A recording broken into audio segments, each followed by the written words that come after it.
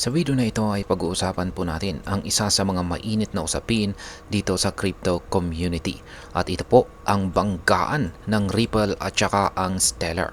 Partikular na ang mainit na sagutan sa pagitan po ng kanilang mga taga-suporta pati na rin ang cryptic tweet mula po sa Ripple CTO na si Ginoong David Schwartz. Ano po ang ibig sabihin ng kanyang tweet na "If you strike at the king, you'd better not miss"? Ayan. At ano nga ba ang epekto nito sa atin bilang mga Pinoy crypto trader at investor, lalong-lalo na sa mga may interest kay XRP at saka XLM or Stellar? Kaya yan po ang siyang ating aalamin sa video na ito. Pero bago po tayo magpatuloy, ay nais ko lamang po munang bigyang linaw ang aking disclaimer kung saan ang nilalaman po ng video na ito ay hindi po ito isang financial advice. For education and information purposes lamang po ang layunin nito. Ayan po siya, ang Ripple CTO na si Ginoong David Schwartz. At ayan, ano nga ba ang nangyari?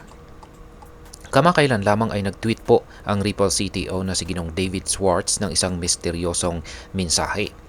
Ayan, sabi niya ay, "If you strike at the king, you'd better not miss." Ayan, ano kayang ibig sabihin niyan?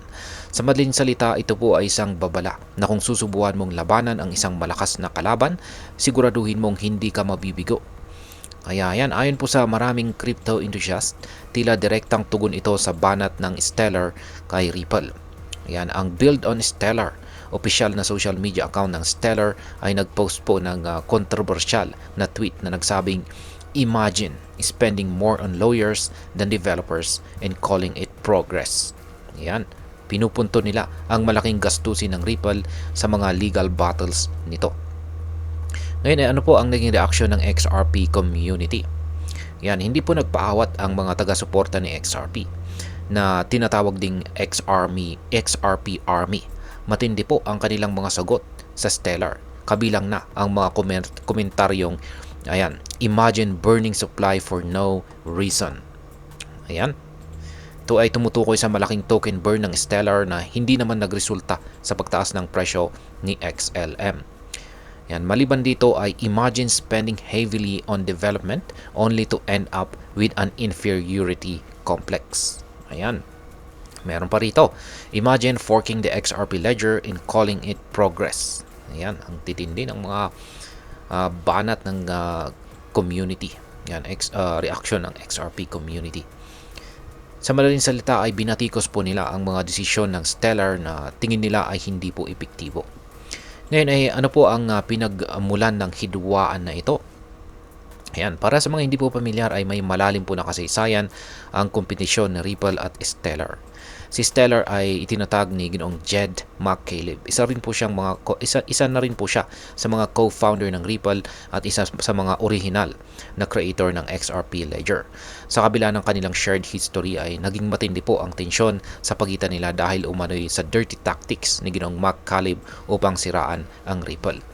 Noong taong 2018 ay naglabas po ng pahayag itong si Ginoong David Schwartz na naglalaman ng mga akusasyon laban kay Ginoong McCaleb dahilan kung bakit may mga XRP supporters na ayaw suportahan itong si Stellar.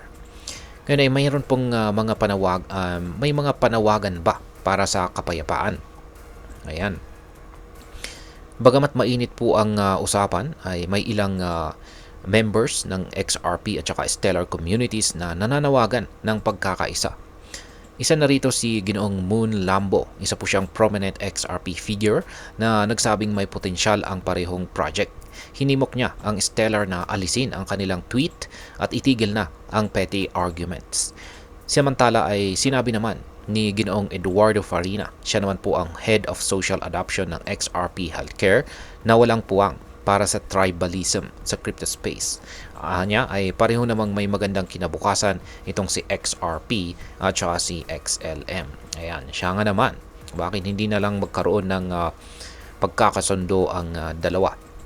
Ngayon ay ano po ang maaaring maging epekto nito para sa atin bilang mga Pinoy crypto traders at investors?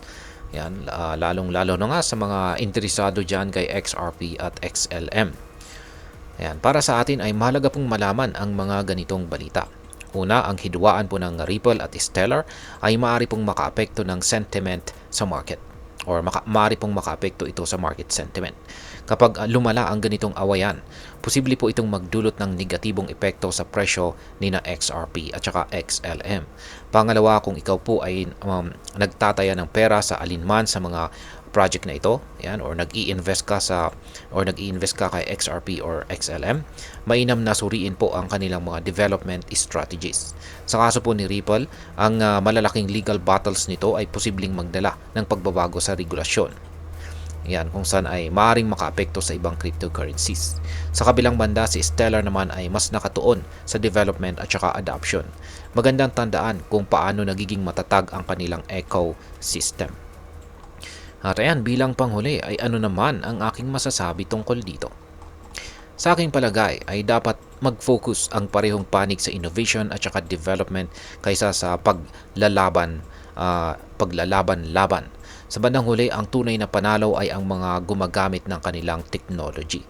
Para sa mga investors, malaga pong huwag magpadala sa emosyon at bantayan ang tunay na developments ng parehong project. Hindi po sapat na piliin ang isa lamang dahil sa loyalty.